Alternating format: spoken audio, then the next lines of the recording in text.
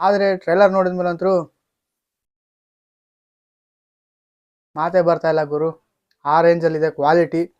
ಕೊನೆಗೂ ಇವತ್ತು ನಮ್ಮ ಅರ್ಜುನ್ ಜನ್ಯ ಸರ್ ಅವರ ಡೈರೆಕ್ಷನಲ್ಲಿ ಉಪೇಂದ್ರ ಸರ್, ಶಿವಣ್ಣ, ಆಮೇಲೆ ರಾಜವೀರ್ ಶೆಟ್ಟಿ ಅವರ 3 ಜನ ಕಾಂಬಿನೇಷನ್ನ 45 ಸಿನಿಮಾದ ಟ್ರೈಲರ್ ರಿಲೀಸ್ ಆಯಿತು. ಅಯ್ಯಪ್ಪ, ಸೂರಜ್ ಪ್ರೊಡಕ್ಷನ್ ಅವ್ರಿಗಂತೂ ಹ್ಯಾಟ್ಸ್ ಆಫ್ ಹೇಳಲೇಬೇಕು. ಫಿಲಮ್ ಕ್ವಾಲಿಟಿ ನೋಡ್ತಾ ಇದ್ದರೆ ನೆಕ್ಸ್ಟ್ ಲೆವೆಲಲ್ಲಿದೆ. ಯಾವುದೇ ಹಾಲಿವುಡ್ಗೂ ಕಡಿಮೆ ಇಲ್ಲ, ಆ ರೇಂಜಲ್ಲಿ ಕ್ವಾಲಿಟಿ ಕೊಟ್ಟಿದ್ದಾರೆ. VFX ವರ್ಕ್ ಅಂತೂ ಹೆವಿ ಕಾಣಿಸ್ತಾ ಇದೆ. ನನಗನ್ಸಿದ ಮಟ್ಟಿಗೆ ಹೇಳ್ತಿರೋ ಪ್ರಕಾರ, ಈ ಟ್ರೈಲರಲ್ಲೇ ನೋಡದಿರೋ ಪ್ರಕಾರ ಹೇಳ್ತಿರೋದಾದರೆ VFX ಮಾತ್ರ ಹೆವಿ ವರ್ಕ್ ಇದೆ. ಅದಕ್ಕೋಸ್ಕರನೇ ಆಗಸ್ಟಲ್ಲಿದ್ದನ್ನ ಡಿಸೆಂಬರ್ ತನಕ ಮೂವ್ಮೆಂಟ್ ಮಾಡ್ಕೊತ ಬಂದಿದ್ದು ಅನಿಸುತ್ತೆ. ಈ ಟ್ರೈಲರ್ ನೋಡಿದ ಮೇಲೆ ನನಗನ್ಸಿದ್ದು CGI ವರ್ಕೇ ಜಾಸ್ತಿ ಮಾಡಿದ್ದಾರೆ ಅಂತ ಅನಿಸುತ್ತೆ.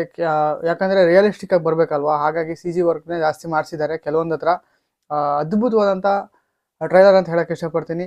ಫಸ್ಟ್ ಟೈಮು ಡೈರೆಕ್ಷನ್ ಮಾಡ್ತಿರೋ ನಮ್ಮ Arjun Janya sir ಅವ್ರಿಗಂತೂ hats off ಹೇಳಲೇಬೇಕು. ಯಾಕಪ್ಪ ಅಂದರೆ ಒಬ್ಬ ಮ್ಯೂಸಿಕ್ ಡೈರೆಕ್ಟ್ರು ಡೈರೆಕ್ಷನ್ ಮಾಡ್ತಾ ಇದ್ದಾರೆ ಅಂದರೆ ಯೋಚನೆ ಮಾಡ್ತಾರೆ ಎಲ್ಲರೂ ಸಿನಿಮಾ ನೋಡೋದಕ್ಕೆ.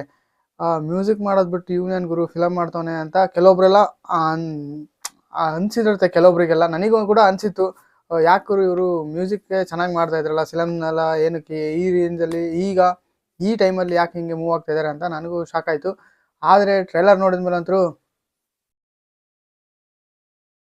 ಮಾತೇ ಬರ್ತಾ ಇಲ್ಲ ಗುರು. ಆ ರೇಂಜಲ್ಲಿದೆ ಕ್ವಾಲಿಟಿ.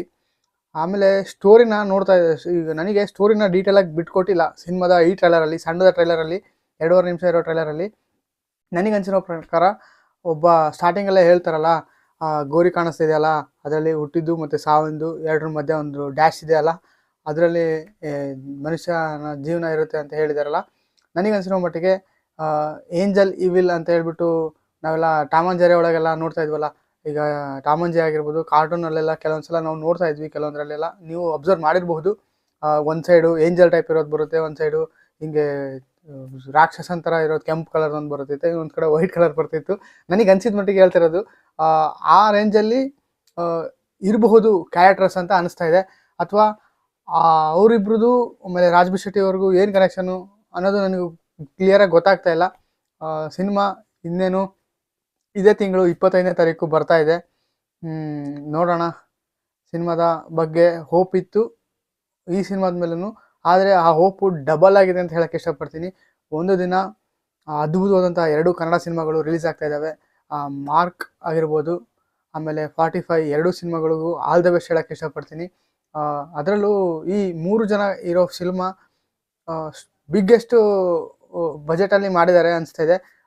ಬಜೆಟ್ ಬಗ್ಗೆ ಎಲ್ಲ ಈಗ ಸದ್ಯ ಮಾತಾಡೋದು ಬೇಡ, ಆದರೆ ಆ ಸಿನಿಮಾ ಕ್ವಾಲಿಟಿ ಮಾತ್ರ ನೆಕ್ಸ್ಟ್ ಲೆವೆಲಲ್ಲಿದೆ. ಇದುವರೆಗೂ ಕ್ಲೈಮ್ಯಾಕ್ಸಲ್ಲಿ ಒಂದು ಟ್ರೈಲರಲ್ಲಿ ಕ್ಲೈಮ್ಯಾಕ್ಸಲ್ಲಿ ಈ ಗ್ಲಿಂಪ್ ತೋರಿಸ್ಬಾರ್ದಿತ್ತು ಅನಿಸ್ತಾ ಇದೆ ನನಗಂತೂ. ಶಿವಣ್ಣ ಅವರ ಅಂತ ಕನ್ಫ್ಯೂಸ್ ಆದೆ ನಾನು ಒಂದು ಸೆಕೆಂಡು. ಇನ್ನೊಂದು ಸಲ ಟ್ರೈಲರ್ ನೋಡಿದೆ, ಒಟ್ಟು 3-4 ಸಲ. ಈಗ ಸದ್ಯಕ್ಕೆ ನಾನು ವೀಡಿಯೋ ಮಾಡೋದಕ್ಕಿಂತ ಮುಂಚೆ 3-4 ಸಲ ಟ್ರೈಲರ್ ನೋಡಿದ ಮೇಲೆ ಕನ್ಫರ್ಮ್ ಮಾಡಿಕೊಂಡು ಮಾಡ್ತಿರೋ ವಿಡಿಯೋ ಇದು. ಶಿವಣ್ಣ ಅವರ ಇದು ಅಂತ ನನಗೂ ಶಾಕ್ ಆಗ್ಬಿಟ್ಟೆ.